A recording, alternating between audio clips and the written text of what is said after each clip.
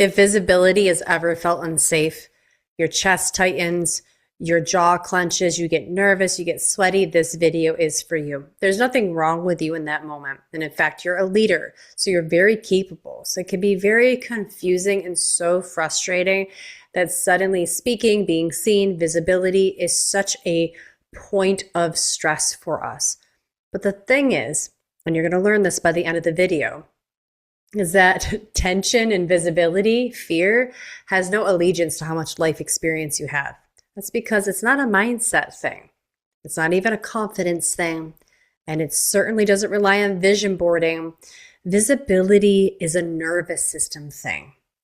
So by the end of this video, you're going to understand more about why visibility can feel really scary despite all of your life's experience and what we can do about it so that it feels very natural in your body.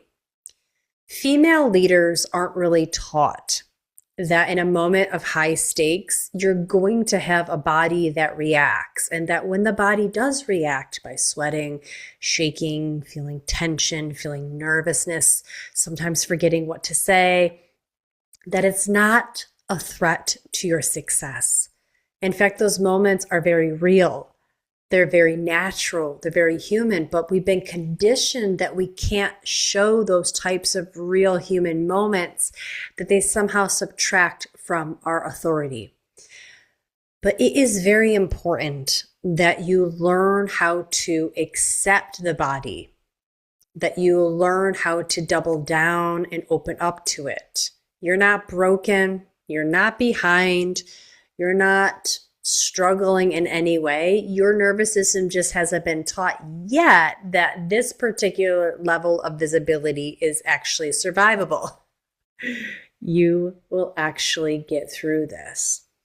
And when we soften into this knowing and we teach our nervous system that visibility is safe, your voice naturally shows up. And there's no performance, there's just presence. And that feels really good. The nervous system has one job, and that's to keep you safe. And anytime that there's something new around you, the nervous system gets worked up, responding to that novel experience. So speaking in front of large groups, speaking in front of smaller groups, making content online, anytime you're using your voice, the nervous system is going to pay attention to it if it's just not something you do all the time. So the very first thing we have to start doing is using our voice more. The more frequently you can start to do the thing, use your voice, the faster you will be able to train your nervous system that being seen, being heard is just a normal thing we do. It won't arouse the nervous system so much. One of the reasons that visibility feels very scary is probably because in the past you played big. You opened up about yourself. You were on stage at a school play, or you started to let your freak flag fly in a way, and someone shut it down. Someone bullied you, someone threatened you. Maybe it led to a friendship breaking up, some sort of public humiliation. Maybe later in life, it led to divorce or you getting fired. There's so many moments, especially in women's lives, where using your voice became a very threatening thing. Using your voice was not safe. And so now here we are as thought leaders, as creators in this world, and we're putting our voice out there for good, yet the nervous system doesn't know the difference. Visibility is still visibility. It still reads as such a threat. So the work becomes reintegrating that being seen and being heard is no longer a threat. In fact, it's very safe for you to do. Why does this show up more in leadership? Well, being a leader requires your presence. It requires people being accessible to you. It requires your visibility. And if you learn that visibility was a risk, this is only going to heighten that past feeling. So as your influence grows, as your visibility grows, your nervous system may start to increase its activity and increase its sort of protection for you, which is going to come up in the feelings of hesitation, self-doubt, procrastination. You might even, while speaking, start to suddenly accelerate the rate at which you're speaking, using excessive hand gestures, avoiding eye contact, filler words, or you might start to talk and just shut it down. Listen, this isn't you regressing. This isn't you shrinking. It isn't a weakness on your part. It's just a learned behavior. So be very gentle on yourself as you're awakening to this. There is something you can do about it.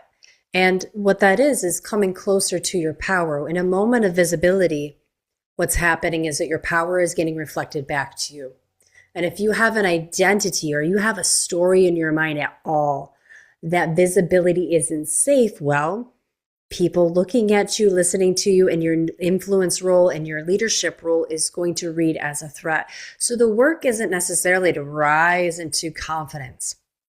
It isn't necessarily to overcome with more skill. It's to heal.